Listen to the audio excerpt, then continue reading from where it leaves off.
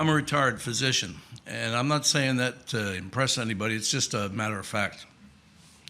But it does give context to my story this evening. I was a solo general practitioner in a small Texas town on the Texas-Mexican border for my first job. And I took care of everything that walked, crawled, or got dragged in the door, including delivering between 75 and 100 babies a year. It was busy, it was sometimes hectic, it was fun, it was exciting, it was terrifying at times, but it was also fatiguing. And about the only time I could really catch up on my sleep would be on the weekends, because I didn't have to go to the office. So as long as there wasn't an emergency in the middle of the night or a baby coming, I was golden. So you can imagine my frustration when the phone rang on Saturday morning at between 7:30 and 8 o'clock.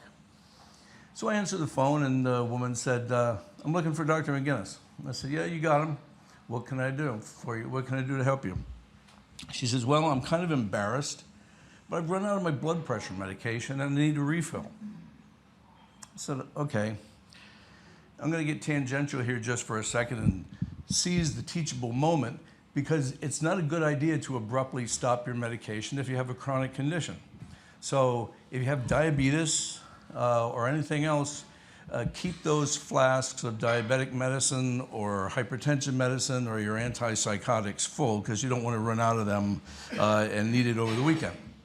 So anyway, I grabbed the pad and pen that I had, got her name, the name of the drug, the milligram strength, how she took it, and her pharmacy number, and told her I'd called the pharmacy as soon as we hung up the phone. It's also a good idea to be followed up in the office on a fairly regular basis, maybe twice a year, to be sure that those medications are working for those chronic conditions. And I didn't remember seeing this woman, but I didn't want to admit that I didn't know who she was. So I just said, you know, I can't remember when the last time you were in the office to be seen for this. She said, oh, I've never seen you. You're not my doctor. Dr. Cartall is my doctor. Okay. Louis M. Cartall, MD, was sort of the dean of local physicians. He'd been there the longest. He was in his 70s. He looked 20 years younger. And he was a hardcore, old-school country doctor who didn't put up with any BS at all. In fact, he was rumored to have bodily removed people from his office that annoyed him. Drug seekers, malingerers that wanted doctor's notes so that they could stay on workman's comp and things of that nature.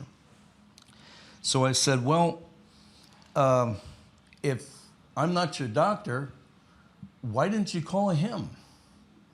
And without missing a beat, she said, I would never call and disturb Dr. Cartall early on a Saturday morning.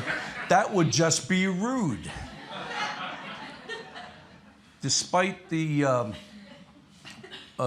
disclaimer that was given at the beginning of this, that we might have to deal with profane language, I'll spare you the thoughts that I had, and I just wished her good luck and hung up the phone.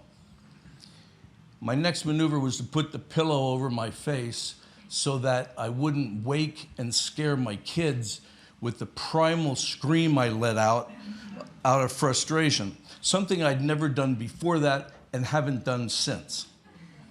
Then my next maneuver was to pick up the phone, call her pharmacy, and call in the medication, and hope that the next time she ran out, she'd call somebody else other than Tim McGuinness. Thank you.